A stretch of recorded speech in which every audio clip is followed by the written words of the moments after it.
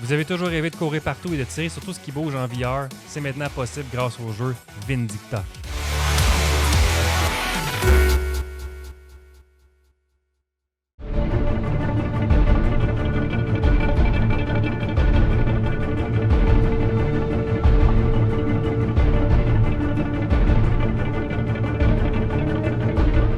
La compagnie GameCooks nous offre un jeu de tir à la première personne adapté pour la réalité virtuelle.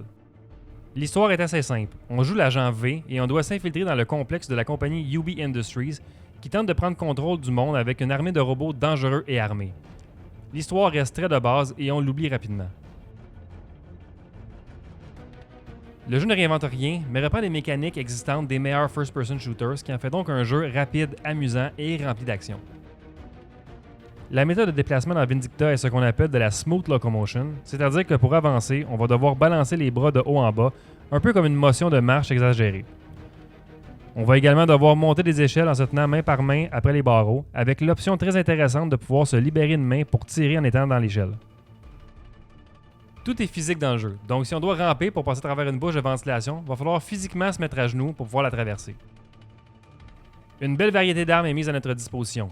Il existe également un système de combos et de tirs à la tête qui vont être affichés par du gros texte coloré à l'écran. On va avoir droit à des vagues d'ennemis, on va affronter autant des robots que des araignées ou des drones qui volent. Malgré la variété des ennemis, l'intelligence artificielle reste très de base. Le visuel est très léché, le jeu est vraiment très beau.